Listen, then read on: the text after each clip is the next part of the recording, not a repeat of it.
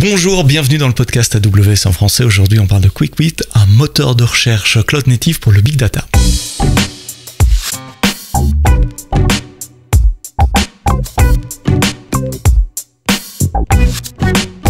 Bonjour, bienvenue dans le podcast AWS en français. Merci de nous écouter, de nous télécharger. Un nouvel épisode tous les vendredis matins. Vous pouvez nous écouter dans toutes les plateformes de podcast, Deezer, Spotify, Google, Apple, j'en passe. Et j'avais envie de dire des meilleurs, mais il n'y en a pas des meilleurs une fois qu'on a cité ces quatre-là. Ce sont les applications que vous utilisez sur vos smartphones. Abonnez-vous, laissez-moi vos feedbacks également sur Twitter, Sebsto, SEBSTO. Aujourd'hui, j'ai le plaisir d'être accompagné par François Massot, qui est cofondateur d'une start-up franco-américaine. J'espère que je peux dire comme ça, tu me corrigeras après François, qui s'appelle QuickWit. Dis-moi, QuickWit, c'est quoi? Alors QuickWit, comme tu l'as dit, c'est un moteur de recherche qui est spécialisé dans le Big Data, cloud natif, et avec une orientation assez importante vers les logs, puisque les logs constituent aujourd'hui un volume de données énorme à gérer pour les entreprises. Qu'est-ce que vous faites différemment? Parce que j'ai une vue un peu naïve, je suis pas du monde Big Data, donc je vais apprendre beaucoup en t'écoutant parler également. J'ai une vue un peu naïve en me disant que le problème d'indexation et de recherche des logs, c'est plutôt bien maîtrisé. Il y a des produits open source très connus qui font ça plutôt pas mal. Quel est le challenge? Pourquoi? Quelle est votre vision? Quelle est votre différence? Évidemment, très bonne question. C'est comme ça qu'on a réfléchi au départ. On a essayé de comprendre quels étaient les pain points, les problèmes rencontrés pour gérer des quantités de données très importantes de logs. C'est comme ça qu'on a vu qu'il y avait des problèmes sur les technos existantes. Donc, que ce soit pour un Elasticsearch, pour Solar, pour les technos de ce type-là, dès qu'on passe un certain volume, la maintenance, le coût associé à la gestion de ces logs est relativement importante, et le feedback utilisateur qu'on a eu par rapport à ça, c'était vraiment on aimerait quelque chose qui soit juste moins cher, qui se manage beaucoup mieux, qui scale de manière très simple, et c'est à partir de ces retours-là qu'on a pu du coup élaborer une architecture différente. Si en parlant d'architecture, je pense que c'est vraiment, en tout cas, un mot-clé qui est important pour me différencier. Il y a deux types d'architecture, deux types classiques d'architecture pour les bases de données. On a une architecture de type shared nothing, où finalement on va colocaliser le storage avec le compute sur la même machine, et on va scaler notre système en rajoutant des machines. Chaque machine aura son propre storage, son propre CPU. Donc ça, c'est beaucoup de databases, beaucoup de bases de données fonctionnent comme ça. Elasticsearch, bien sûr, mais Cassandra, il y a énormément et ça marche super bien. Jusqu'à une certaine taille. Disons que ça dépend des contraintes qu'on a côté utilisateur. Et c'est là où c'est intéressant, c'est que finalement, nous, on a pris un tournant pour dire, on va pas faire un système, un software qui va être adapté à tous les use cases. Si vous prenez Elasticsearch ou OpenSearch ou Solar, c'est un moteur de recherche qui est généraliste. Généraliste. Et ça va répondre vraiment à plein d'use cases différents, que ce soit l'e-commerce search, le terme plus générique, c'est le user-facing search, où on a besoin d'une latence minimale, on veut une search quality qui est très importante. Chaque milliseconde perdue, c'est un client qui s'en va. Chaque résultat renvoyé qui n'est pas très pertinent, du coup c'est une vente en moins. Et ça, du coup, sur ce type de système, on ne peut pas se permettre d'avoir de la latence. Et du coup, le shared nothing architecture pour ce type de use case, il y a pas mieux, parce qu'on a colocalisé le storage avec le CPU, donc on va avoir une latence qui est minimale puisque la donnée elle est toute près du CPU, donc on va pouvoir traiter très rapidement les requêtes, les renvoyer.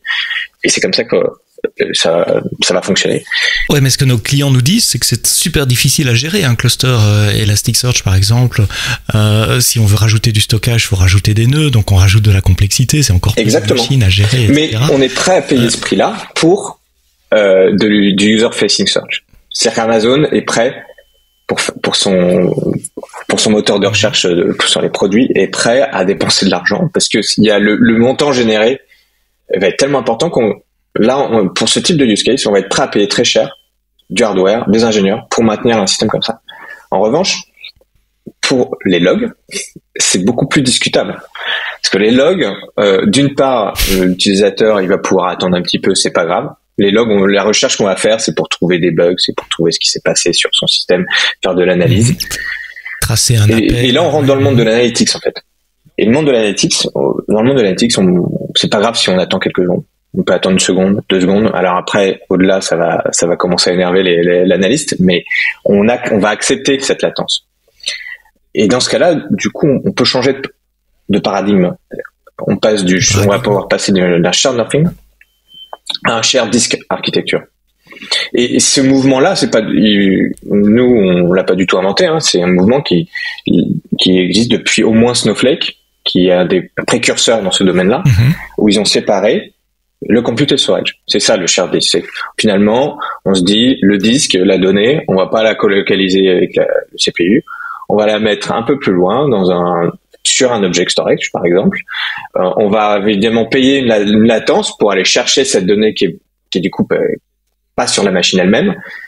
Va falloir, il y a la latence du réseau, va falloir ensuite faire donc typiquement sur S3, on fait une requête HTTP pour récupérer un range de bytes. Mais c'est pas grave. C'est pas grave parce que c'est un peu plus long, mais l'utilisateur va attendre. Alors, faut quand même être assez malin sur les structures de données, sur la façon dont on va stocker les données, parce que sinon, la latence, ça va pas devenir 1 seconde, mais ça va devenir 2 minutes. Et à ce moment-là, à partir du moment où on attend 2 minutes, mais en fait, il y a plus personne qui utilise le produit Analytics. Et donc, c'est là où faut être assez malin sur la façon dont on stocke les données sur le stockage distant. On va y venir dans une seconde, mais l'avantage de ce paradigme, de cette architecture, c'est qu'on peut scaler la couche de stockage sans avoir à rajouter nécessairement des nœuds. Donc on n'ajoute pas de la complexité en gestion d'un cluster. Et puis les nœuds sont stateless également, ils peuvent être remplacés, donc on peut les scaler horizontalement beaucoup plus facilement que quand il faut répliquer des shards. Voilà. Donc là, si on parle des avantages du shared disk architecture par rapport au shared nothing, c'est la scalabilité, elle est beaucoup plus simple parce que, comme tu disais, la donnée étant pas colocalisée avec le CPU, quand on va par exemple vouloir scaler, on a par exemple un nombre de requêtes beaucoup plus important qui arrive. À ce moment-là, on va rajouter des nodes. Il n'y a pas besoin, c'est instantané puisque la donnée, il n'y a pas besoin de bouger la donnée, de faire un gros copier-coller de ce qui existe sur le stockage distant. Oui, c'est le temps de démarrer. Et c'est immédiat. Et un autre intérêt, évidemment, c'est que chaque node peut répondre à n'importe quelle requête, puisqu'il a accès à cette donnée partagée. Et du coup, c'est beaucoup plus facile à scaler. Et un des mots-clés super importants, c'est que c'est stateless. Et stateless, c'est que du coup, n'importe quel nœud peut répondre à n'importe quoi. Donc après, il faut quand même être un peu malin pour gérer son cache. Donc on va quand même garder un petit state, mais c'est mineur parce que c'est juste du cache.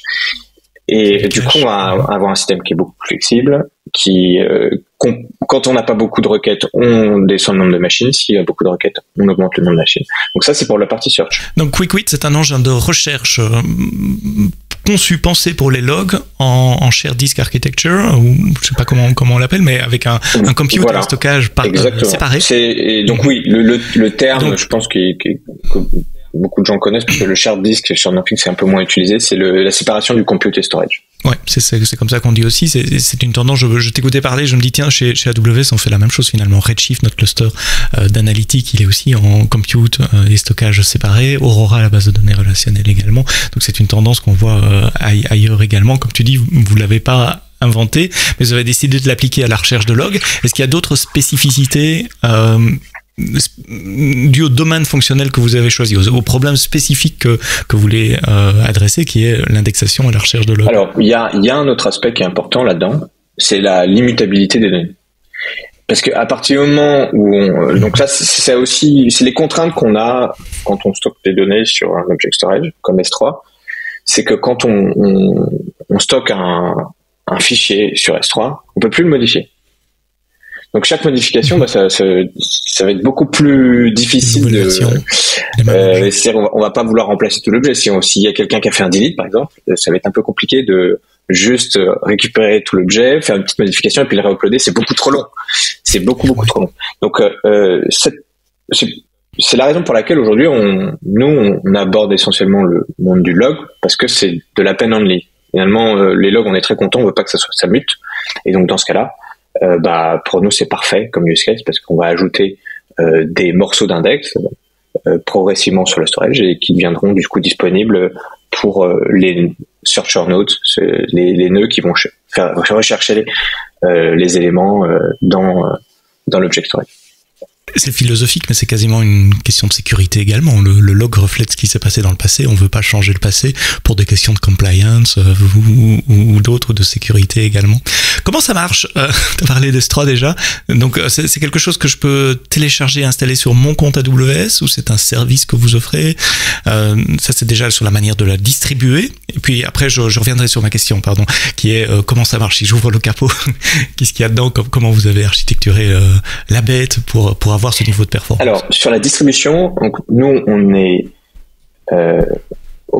open source. Donc, faut télécharger un binaire sur GitHub ou sur notre site, ou un conteneur Docker.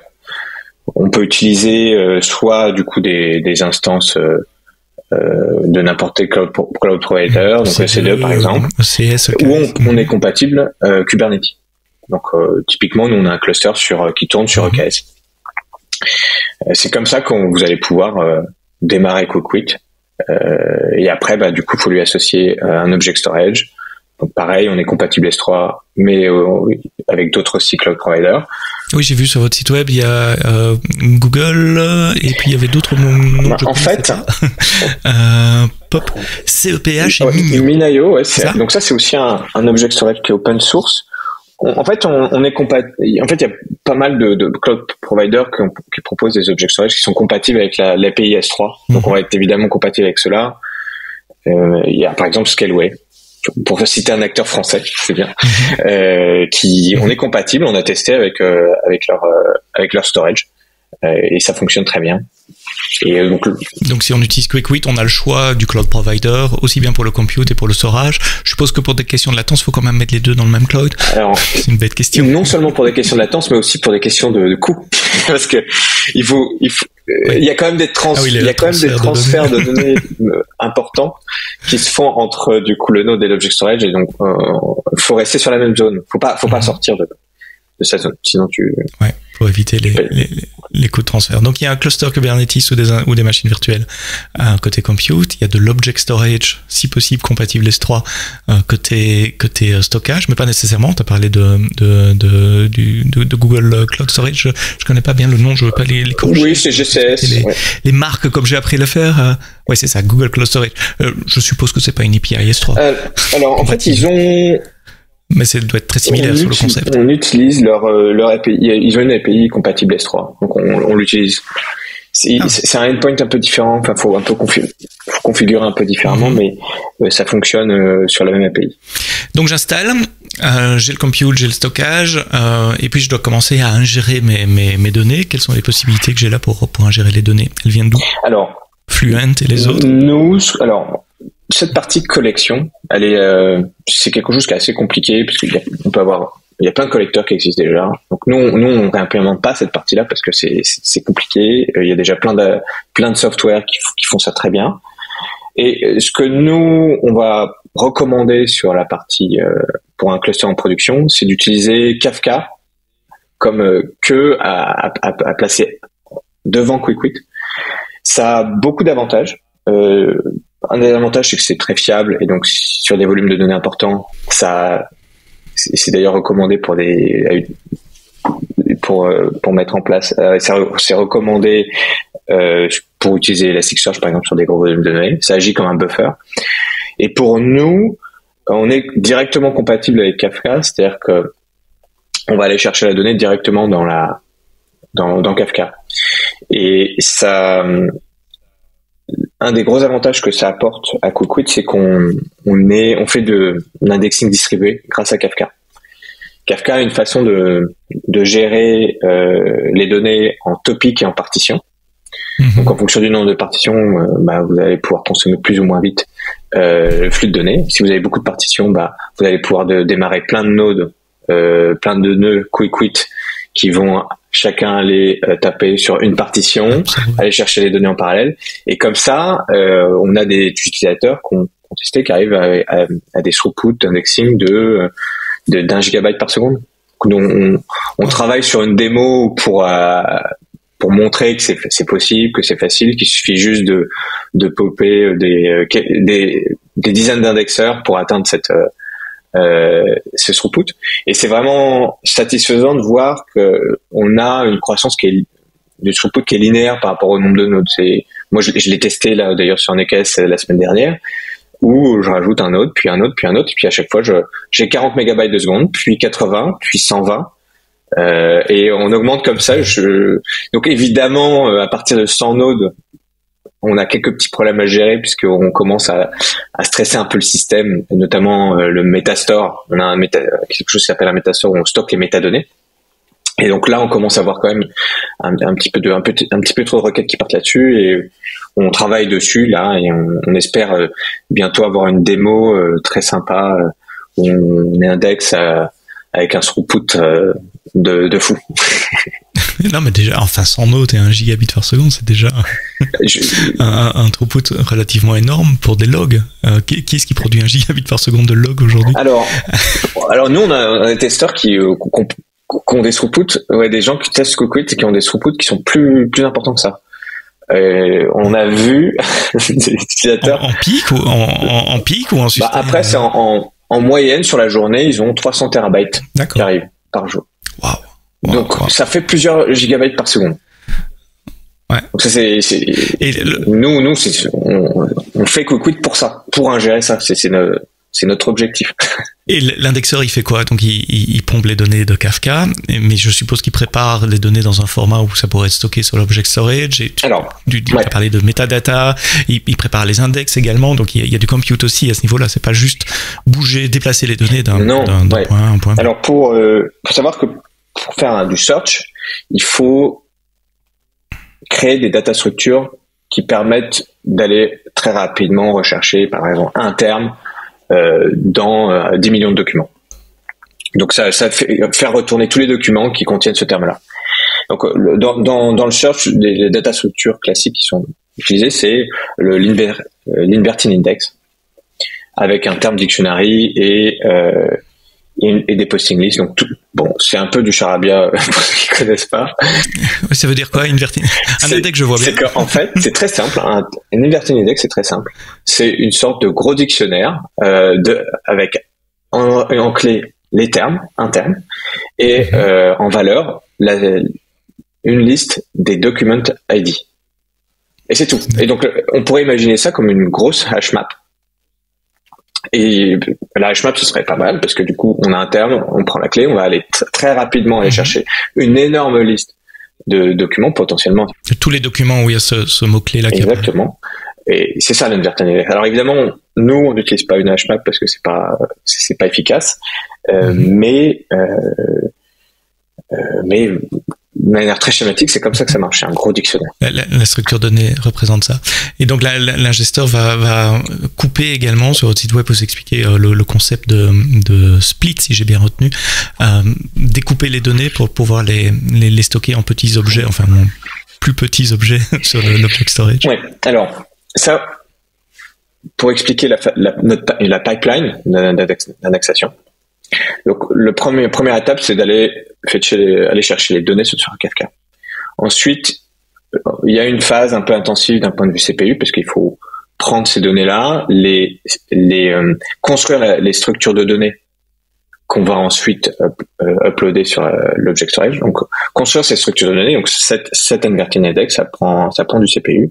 Et donc, on va le faire sur les données qui viennent d'être récupérées de Kafka. Une fois que la data structure elle est construite, on va l'uploader sur S3, sur l'object storage. Et une fois que c'est sur l'object storage, on va envoyer un event publish sur le Metastore pour dire j'ai publié ce morceau de données qu'on appelle split, qui est une sorte de mini-index. C'est un inverting index, c'est un mini-index. Il est uploadé sur S3. Les nodes qui font des recherches peuvent maintenant faire des recherches dessus. Et c'est cette action de publish, cet event de publish, du coup, c'est ça qui fait que tout cluster de searcher peut enfin rechercher dans ce nouveau morceau d'index split qui a été uploadé sur l'object storage. Ça veut dire qu'à la fois les données, donc les logs eux-mêmes sont stockés évidemment sur l'object storage, mais l'index qui est coupé en split, donc en morceaux d'index, est distribué et est également sur l'object storage. Alors ouais, en fait, ce qu'il faut voir, donc on va chercher donc sur Kafka tous ces morceaux, on va construire des petits inverted index, on va les uploader.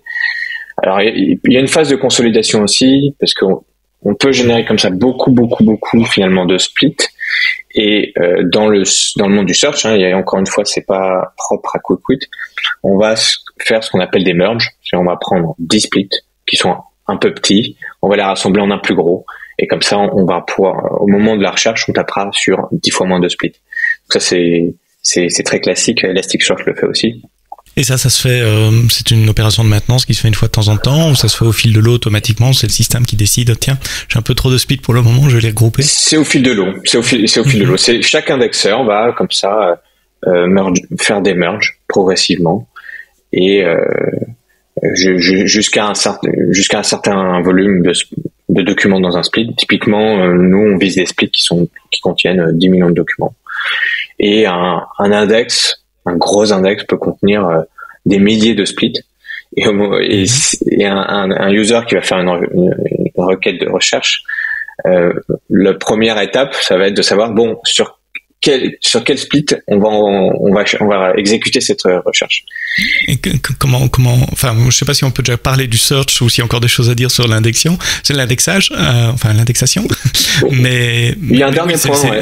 Ouais, vas-y, on va terminer sur l'indexation et puis j'irai sur le recherche après parce que ça me turlupine cette question-là. C'est comment savoir un nœud de recherche, comment savoir quel split il doit aller chercher pour chercher son document. Mais terminons avec l'indexation. Ouais, il y a un dernier point qui est super important sur l'indexing, c'est le fait qu'on supporte de l'exactly once semantics. Alors ça veut dire quoi?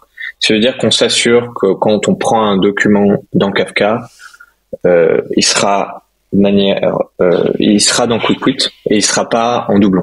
C'est-à-dire on garantit toujours que les documents qu'on prend dans Kafka seront dans QuickQuit et évidemment sans y être deux fois. Donc c'est une opération qui est pas tout le temps, très souvent, qui n'est pas respectée, puisque dans le monde des logs, on peut se contenter par exemple de at least once, c'est-à-dire qu'on veut au moins tout, mais dans des conditions un peu bizarres de fonctionnement, potentiellement on peut mettre deux fois le document parce qu'il y a un crash, il y a un restart.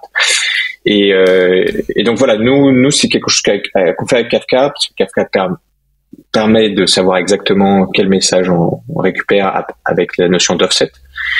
Et on utilise ça et qu'on stocke, nous, dans notre Metastore pour savoir exactement où est-ce qu'on en est dans la consommation des messages côté Kafka. Donc c'est Kafka qui vous génère l'ID unique, vous ne recalculez pas un ID base de non, voilà. Quelque chose. Nous, notre stratégie là-dessus, c'est plutôt du coup d'être bien marié avec des distributed queues comme Kafka, mais il y a potentiellement plus d'autres. Il y a Kinesis. J'allais poser la question, tiens. On est compatible. AWS. On est compatible avec Kinesis, typiquement. Mm-hmm. Et pareil. Alors je sais plus, c'est pas des offsets dans Kinesis, c'est autre chose, mais il y a le même concept pour savoir où est-ce qu'on en est. Shard. Ouais. Mm-hmm. Alors il y a la notion de shard qui est l'équivalent des partitions. Oui. Mm-hmm. Et ensuite, je crois que c'est un index dans un shard. Ok. Donc ça c'est le processus d'indexation qui se fait sur des nœuds dédiés. Je suppose les nœuds d'index et les nœuds de search sont les mêmes. Ce sont des nœuds séparés. C'est une très bonne question. En fait, pour nous, c'est très important de séparer les deux parce qu'on a deux objectifs différents sur l'indexing et sur le search. Pour optimiser notre système, ce qui est important à l'indexing, c'est qu'on veut que nos machines d'indexing fonctionnent à 100% de CPU. Parce qu'on veut utiliser au maximum le CPU de chaque node. Et si on est à 100%, on est content, ça veut dire qu'on utilise au maximum les performances de la machine. La puissance de la machine, ouais. Quand on fait du search, si on a une machine qui a 100% de CPU pris, c'est très mauvais. Parce que ça veut dire que les latences des requêtes vont être très très fortes. Donc en général, la bonne pratique sur une machine de search, sur une instance de search, c'est d'être à moins de 50% de CPU. Sinon, tout de suite, les latences, elles vont exploser. Et alors, les latences à 89%, c'est encore pire. Donc, c'est super important de pouvoir séparer les rôles. Et donc là, pour nous, faut bien faire attention à ça. Quand tu dis les latences à 80%, c'est le P80, donc c'est oui. la latence moyenne pour 80% des requêtes, ou pour 20% des requêtes qui explosent. Ok, je commence à avoir une idée de l'indexation. Maintenant, je me place de l'autre côté. Ah non, peut-être encore une question avant de la recherche. Tu as parlé d'un metadata store. C'est quoi? C'est aussi un objet qui va être stocké, ou c'est plus une base de données traditionnelle? Alors, un truc entre les deux. Donc c'est le metastore. Donc oui, c'est là où on va stocker les métadonnées. Alors c'est très léger les données qu'on stocke. C'est les métadonnées des morceaux d'index, des splits. C'est la configuration de votre index qu'on va stocker dedans. Donc on est compatible aujourd'hui avec deux metastores. On a une implémentation pour PostgreSQL, qui est celle qui est recommandée pour les usages de production. Mais on peut aussi avoir un metastore sur S3. Donc on va pas avoir les mêmes garanties, mais pour un usage léger, en fait, c'est assez agréable de pouvoir se dire, bon, moi j'ai mon index, j'ai les métadonnées aussi sont aussi sur S3, et du coup, j'ai tout sur S3 et je peux faire du search super facilement. Donc une base de données relationnelle ou un object store, et je suppose que vous avez une couche d'abstraction au niveau du code qui cache le détail. Tout à fait. On a un trait en Rust, ça s'appelle des traits, et du coup on a plusieurs implémentations et évidemment on sera compatible avec d'autres types de bases de données dans le futur. On se place de l'autre côté. Je veux chercher maintenant. Donc il y a une API, je suppose que je dois appeler, que je dois appeler sur les nœuds de recherche cette fois. Qu'est-ce qui se passe quand une requête arrive sur un nœud de recherche? Quand un utilisateur fait une requête de recherche, on va avoir un node qui va prendre en charge cette requête. Ça va être le root node. Il va aller interroger le metastore pour savoir quels sont les splits qui vont être impactés par cette recherche, par cette query. Ici, à cette étape, on va déjà pouvoir sélectionner uniquement les splits qui sont pertinents. Et nous, ce qu'on propose aujourd'hui, c'est on a ce qu'on appelle du timestamp pruning, c'est-à-dire qu'en général, beaucoup de requêtes dépendent d'une date de départ et une date de fin. Et donc, on va pouvoir... Tout ce qui s'est passé, qu'il y a ce mot-clé-là entre telle date et telle date, à peu près. Et typiquement, sur les dernières 24 heures ou sur les sites de la dernière heure, puisque dans le monde des logs, en général, on recherche des événements qui sont relativement récents. Et du coup, ça va déjà permettre de sélectionner drastiquement le nombre de splits. Au lieu de taper sur 10 000 splits, on va devoir en rechercher que sur quelques centaines. Et une fois qu'on a identifié ces splits, maintenant, il va falloir déclencher la recherche vraiment sur tous ces petits morceaux d'index. Et ça va être le boulot, du coup, des leaf nodes. Donc là, on a le root node qui va envoyer, en fait, des requêtes pour les leaf nodes, les nœuds feuilles. Feuilles, oui.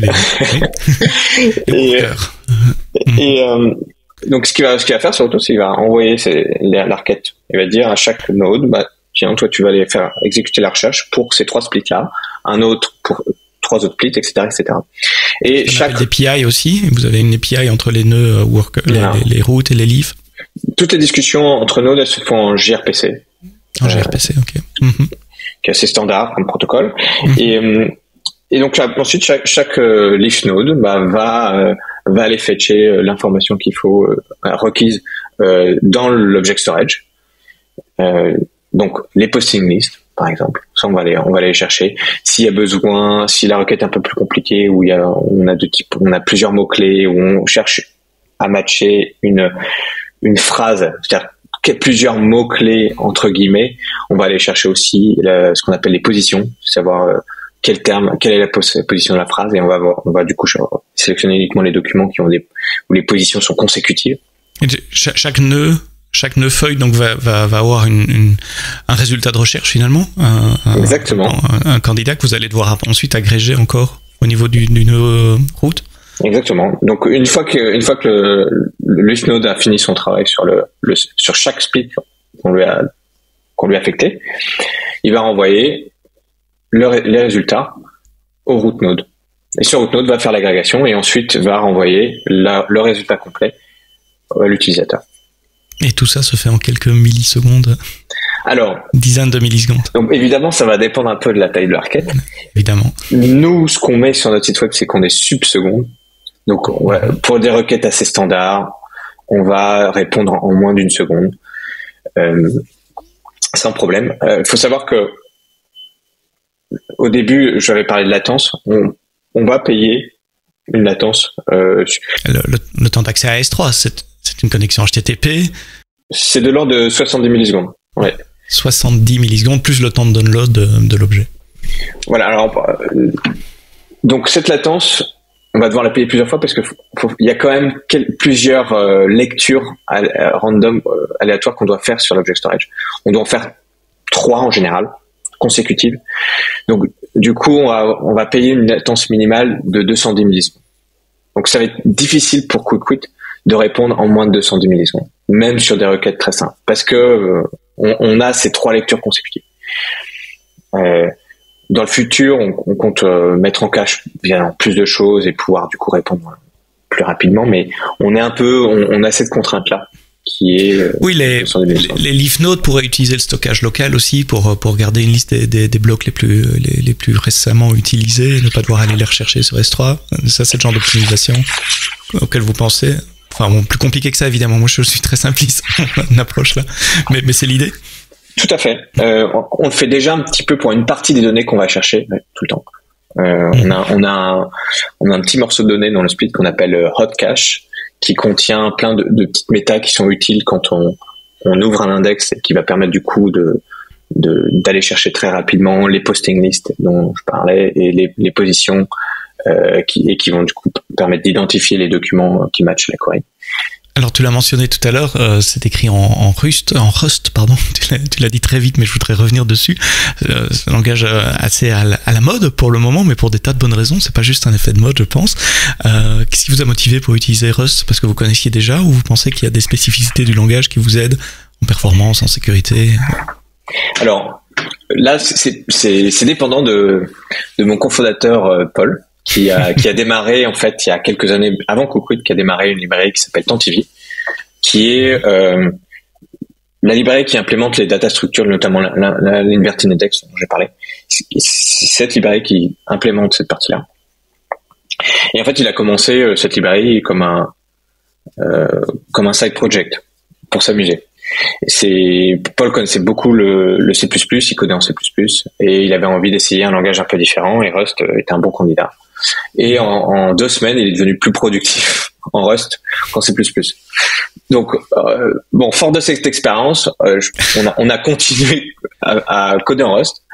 Alors, les raisons, je pense elles étaient assez évidentes pour nous, c'est que c'est très performant, c'est bas niveau, et c'est un code qui produit très peu de bugs, parce qu'il y a le compilateur fait beaucoup de vérifications, aide beaucoup le développeur à éviter, mais vraiment des choses qui sont gravissimes, comme des passements d'index, des libérations de mémoire un peu trop tôt. Voilà, la gestion mémoire, c'est quelque chose sur laquelle le compilateur aide beaucoup. Donc pour nous, c'était même pas une question. C'était un peu la continuité de ce que Paul avait commencé à faire avec Tantivy. Je quitte le domaine technique une petite seconde parce que on m'a dit au début, vous êtes une start-up franco-américaine. Vous avez déjà un business model, une idée de monétisation de ce produit? Alors notre business model, il est basé sur l'open source. Pareil, sur cet aspect, on n'a rien inventé. C'est quelque chose qui existe depuis un moment. Alors, il y a plusieurs business models sur l'open source. Nous, on est sur un business model de type double licence, où n'importe qui peut downloader et utiliser QuickQuit sur ses propres serveurs. Mais à partir d'une certaine taille d'entreprise, en général, on a besoin d'avoir du support, on a besoin de features additionnel. Et dans ce cas-là, on encourage nos utilisateurs à prendre une licence et du coup à nous rémunérer pour le travail qu'on fait, pour le support qu'on va leur fournir et les features qu'on va qu'on va ajouter sur QuickWit. Donc les features, ça va être typiquement les autorisations d'accès, contrôle d'accès, sécurité, des choses comme ça, ou des choses autres spécifiques pour les grandes entreprises? Alors, on n'en est pas encore là. Mais oui. Vous êtes encore en phase de développement? Ça, c'est clairement un développement classique de ce modèle de double licence. On ajoute des features et puis au fur et à mesure qu'on a des features qui sont de plus en plus proches des besoins de grandes entreprises, on va flaguer ces features comme pour plutôt une licence entreprise. Mais en fait, nous, on n'est pas encore à ce stade-là puisqu'on est encore sur des features qui sont très fondamentales. On n'a aucune raison de les sortir ou de les mettre sur une licence particulière. Et donc, on ne touchera pas à ça avant, je pense, 1 ou 2 ans. Et l'autre question que j'avais, c'est, en t'écoutant parler, il y a énormément de compétences vraiment spécifiques au monde de la recherche, à l'indexation, aux structures de données, etc. Vous venez d'où, les cofondateurs? Quels sont vos backgrounds, vos expériences? Alors, très bonne question. Alors déjà, moi j'aime bien rappeler qu'en fait on se connaît depuis 10-15 ans et qu'il y a 10-15 ans on a commencé nos carrières de développeurs et on s'était dit qu'on allait fonder une start-up, mais on était un peu trop jeunes. On savait pas vraiment sur quoi démarrer. Je me souviens bien, il y a eu une tentative abandonnée, mais du coup, on a décidé de démarrer là cette aventure à 3, puisque donc on est à la base 3 ingénieurs. Ça fait 10-15 ans qu'on code tous, et je pense que on était suffisamment mature il y a 2 ans pour savoir ce qu'on allait faire, comment l'implémenter, fonder une boîte, et donc essayer de construire un produit performant et la financer, évidemment. Mais donc, vous venez de domaines spécifiques au monde de la recherche? Vous avez déjà travaillé avec du Solar ou des choses comme ça, ou vous découvrez aussi? Non, on découvre pas. Je pense que donc on a tous les 3 du coup beaucoup d'expérience en développement, mais dans des domaines différents. Pour ma part, qui suis le plus éloigné du monde du search, moi j'ai essentiellement codé en Python auparavant dans des startups que j'ai fondées. Et donc j'avais pas d'expertise à apporter sur cette partie search. Adrien, lui, a beaucoup codé chez Airbnb, donc sur des infrastructures, sur des gros volumes de données. Donc lui, il a apporté une connaissance dans la gestion du big data, tout ce qui est distributed systems. Ça apporte beaucoup évidemment à QuickWit. Et je termine par le contributeur le plus important, qui est Paul, qui lui fait du search depuis très longtemps. En fait, il a travaillé chez Google, qui est pas dans l'équipe de search, donc ça c'est pas mal déjà. Ensuite, il a travaillé aussi chez Indeed, qui est je pense que ça doit être le numéro 1 en recherche d'emploi. Donc il connaît très bien le search chez Indeed, et c'est lui qui a la plus grande connaissance des algorithmes de search, du monde du search en général, et qui du coup lead la partie tech de QuickWit. Et architecture de cet engin de recherche exactement. Réellement. Vous êtes en cours de développement pour le moment, les principales fonctionnalités sont disponibles, on peut déjà télécharger, installer sur son compte, même installer en local sur son laptop pour commencer, juste pour découvrir. Il ne faut pas un compte cloud pour pouvoir le faire. Vous avez des contacts avec des clients, je suppose, vous avez validé toutes ces idées, ces concepts, tu parlais de gros volumes d'ingestion.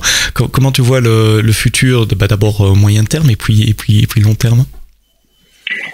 Alors nous, depuis qu'on a démarré, effectivement, on a eu la chance de travailler notamment avec une boîte française qui s'appelle Content Square. On a fait un POC l'année dernière qui s'est super bien passé, et si j'en parle, c'est parce qu'en fait ils ont publié un blog post sur leur site. Donc le POC, il s'agissait de plugger QuickWit à ClickHouse, puisque Content Square utilise ClickHouse de manière assez conséquente pour toute l'analytics qu'il propose à ses clients. Tu peux nous rappeler ce que c'est ClickHouse? ClickHouse, c'est une base de données OLAP, donc spécialisée pour les requêtes d'analytics. Et c'est probablement la plus performante sur le marché actuellement, et qui est open source. Et donc, Content Square a fait ce POC avec ClickHouse, QuickWit, et ça vous a permis de valider votre architecture et vos idées. Exactement, puisque ce qui était très chouette dans ce POC, c'est que voilà, on a pu démontrer qu'on arrivait à des temps de réponse qui étaient très très bons, tout en stockant les données à distance. Et ça, c'est en termes de gestion, de maintenance, évidemment, c'était important pour Content Square. C'est aussi ils ont la capacité d'éteindre des machines quand ils ont moins de trafic et de redémarrer des machines quand ils ont plus de trafic. Je pense en tout cas, mais je vais pas parler à leur place, mais je pense en tout cas que c'était des éléments qui étaient très satisfaisants de leur côté. Mm-hmm. Si vous écoutez le podcast, vous scrollez en bas dans les notes du podcast, vous trouverez le lien évidemment vers le blog d'engineering de Content Square pour lire à votre aise. Comment tu vois la V1 si je peux dire comme ça, la première version commerciale ou d'un produit que vous considériez comme, je sais pas comment dire, je fais attention à mes mots, comme abouti, comme une première version vraiment productisable? Alors, le curseur, c'est toujours difficile à mettre. J'imagine. Ouais. Aujourd'hui, on a quand même démontré que ça fonctionnait bien sur plusieurs use cases. Ce qui est sûr, c'est qu'on reste un produit qui est encore relativement rough on the edge, puisque en termes de setup, on a encore des progrès à faire. Et donc, nous, on a un objectif très important qui est la prochaine release qui aura lieu le mois prochain. Justement, ce sera en novembre, et où justement on va corriger cette expérience utilisateur, développeur, l'installation, le management, notamment des index qu'on veut rendre beaucoup plus facile, et la feature des plus importantes qui n'a pas été release, c'est l'indexing distribué qu'on a testé, on a déjà des testeurs qui stress test QuickWit, qui démarre sans Node et qui regarde ce que ça donne. Donc ça, c'est super parce que du coup, la prochaine release, elle sera quand même déjà pas mal testée. Mais du coup, ça va être la première release où on a le distributed search, le distributed indexing et un parcours utilisateur, développeur qui est beaucoup plus sympa qu'aujourd'hui, puisque aujourd'hui c'est un petit peu long de setup, de comprendre les contraintes qu'il y a sur l'architecture actuelle. Donc tout ça, donc la prochaine release en mois de novembre va être vraiment très importante pour l'expérience utilisateur, le 0 à 100 comme on dit en anglais. Ouais, donc ça sera une partie importante, et après viendra l'expérience plus end-to-end, c'est-à-dire qu'aujourd'hui, ce qui manque, une des choses qui manque à QuickWit, c'est l'interface graphique, c'est du dashboarding, parce que dès qu'on a des logs, on veut faire des dashboards, on veut faire de l'analytics, et donc ça notre roadmap, c'est on se plug à Grafana, qui est un outil open source qui est très connu. Oui, c'est ce que j'allais dire, vous n'avez pas réinventé un dashboard d'affichage, vous allez vous plugger sur Exactement. Et de la même façon, on va continuer dans cette tendance de se plugger à des outils existants. Alors, il y a une tendance très forte aujourd'hui qui est sur le tracing.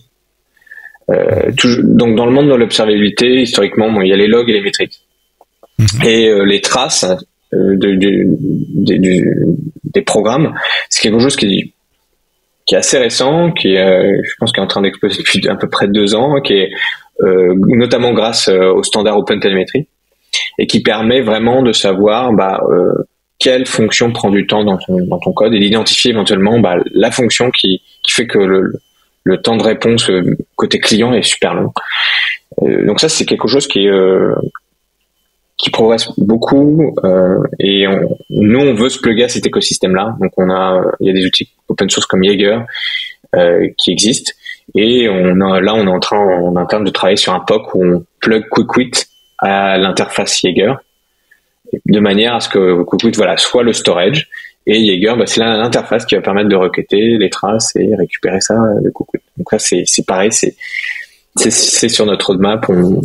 On a pour objectif de mieux s'intégrer à cet écosystème, que ce soit Grafana, Jaeger, et après d'autres outils open source évidemment, Et ça, c'est l'intégration avec le monde open source. Encore une question, est-ce que tu as dit que votre index, votre structure de données était bien adaptée pour indexer, pour rechercher des données temporelles comme des logs, mais j'ai autre chose qui me vient à l'idée aussi, ce sont les données timestamp, enfin time series qui vient de l'IoT par exemple et des capteurs en tout genre. Est-ce qu'il y a un intérêt de la part des clients, des contacts que vous avez pour travailler avec des données de capteurs, des données time stream, time series plus générales que les logs? Alors, ouais, c'est une bonne question. Aujourd'hui, clairement non. Je vais faire une première réponse très simple. Parce que pour stocker de manière efficace les données de série temporelle des objets connectés ou de n'importe quel device, il faut stocker de manière très très efficace ces séries temporelles. Et ça, aujourd'hui, QuickWit n'a pas les structures de données qui permettent de le faire. Et donc, on se concentre aujourd'hui plutôt sur des use cases de log, d'event analytics, de sécurité. La philosophie Unix, faire une chose et la faire bien. Voilà. la faire à fond. QuickWit, un engin d'indexation, de stockage et de recherche de données textuelles, de logs, typiquement time series donc, avec une architecture compute séparée du stockage qui fonctionne dans le cloud native avec de l'object storage multi-cloud, pas uniquement AWS, c'est important de le dire parce qu'on est dans le podcast AWS, donc on pourrait croire que en open source. Peut-être une toute dernière question, comment on peut vous aider, de quoi vous avez besoin pour le moment, du feedback, du test? C'est la première chose que la communauté peut fournir. Tout à fait. Alors, on a aujourd'hui déjà une petite communauté qui nous fournit des feedbacks. On a des pull requests qui sont déjà très sympas sur TentTV et sur QuickWit. Donc ça, on est très content. Mais clairement, nous, il nous en faut probablement 10 fois plus. Donc ça, c'est vraiment ce qu'on souhaite, c'est trouver des use cases où vraiment QuickWit fait sens. C'est typiquement des gros volumes de données. Et on sait que c'est là où on a une grosse valeur ajoutée. Et c'est là où on voit que d'ailleurs, il y a un intérêt très très fort puisqu'on a des utilisateurs qui testent, alors qu'on n'a même pas encore release la 0.4, qui testent notre indexing distribué. Donc on sent bien qu'on a une grosse valeur ajoutée là-dessus. Et voilà, donc toute boîte évidemment qui a ce type de problématique, on peut nous contacter. On sera ravis en tout cas de leur répondre de manière tout à fait objective et voir si QuickWit fait sens, en tout cas pour leurs besoins. QuickWit.io et le GitHub également sont dans les notes du podcast. François Massot, tu es cofondateur de QuickWit avec tes deux compères. Merci d'avoir expliqué ça avec beaucoup de clarté et de passion également. C'était une conversation super intéressante. Merci d'avoir écouté ce podcast AWS en français jusqu'au bout. Rendez-vous vendredi prochain pour un prochain épisode. Et d'ici là, quoi que vous codiez, codez-le bien.